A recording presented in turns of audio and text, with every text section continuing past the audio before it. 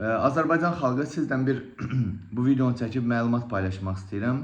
Orxan Ağayev siyasi bloger, Almaniyada yaşayan, onun təşkilatçılığı ilə bugündən Almaniyada Almaniya kansler binasının qarşısında azlıq aksiyası başlanıbdır. Orxana dəstək demək digər siyasi fəallar dəstək olur. Səbəb nədir dostlar? Səbəb bilirsiniz ki, İlham Əliyev, terrorist İlham Əliyev rejimi Azərbaycanda 9 qadın jurnalist bugün həbsdədir və 6 inanclı şəxs şərlənərək ümumilikdə 15 nəfər qadın bugün İlham Əliyevin zindanlarında həbs həyatı yaşayır günahsız yerə və Orxan Ağayevin öz təşəbbüsü ilə azlıq aksiyasının da məqsədi budur ki, insanların Azərbaycanda, həm Azərbaycandakı insanların, həm də beynəlxalq təşkilatların, beynəlxalq mediaların bu istiqamətdə diqqətini çəkməkdir ki, İlham Əliyev rejimi artıq kişilərdən keçib qadınları da şərləyib. Bu jurnalist qadınların, eləcə də digər inanclı qadınların heç bir günahı yoxdur. Jurnalist qadınlar Azərbaycandakı problemləri çəkib paylaşırlardı. İnanclı qadınlar da həmçinin onlar hansısa bir, belə deyim də, dini ayinlər yerinə yetirərkən su paylayıblar, kiməsə silah paylamayıb, su paylayıbdır. Buna görə də onlar bugün şərlənib, həbs olunublar.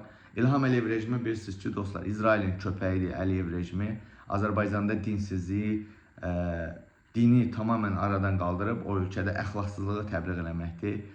Və Orxan qardaşımız da digər Ələmdar bəylə, Elvin Şıxəliyevdən, Əfqan Muxtarlı ilə birlikdə və digər dostlar var orada. Təxminən mən gördüm, şəkillərdə də görürsünüz.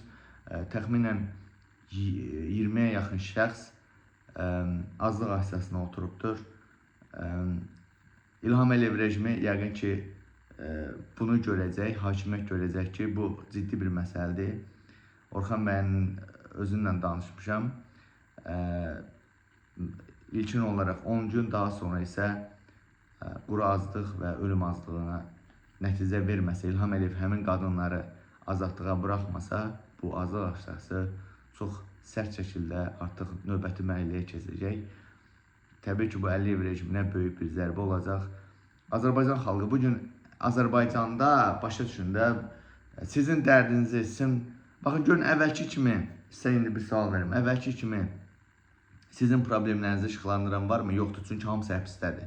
Sizin o problemlərinizi işıqlandıran həmin şəxslər, jurnalistlər, eləcə də siyasi fəallar, hamısı bugün şərlənib həbsdədir. Əliyev rejimi konkret Azərbaycanı, belə deyim də, açıq bir həbsxanaya çeviribdi.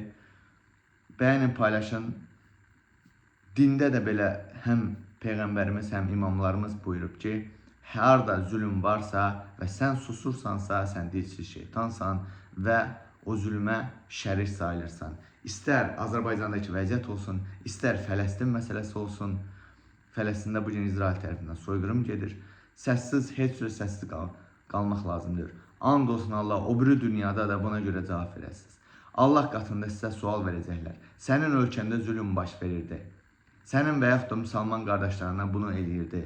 Bir zalim bir padşah. Sən neynədin bir vətəndaş olaraq? Niyə səsini çıxarmadın? Polisdən mi qorxdun? Hamısına görə dilimiz, gözümüz, hər şeyimiz, bütün orqanlarımız cavab verəcək. Susma, paylaş.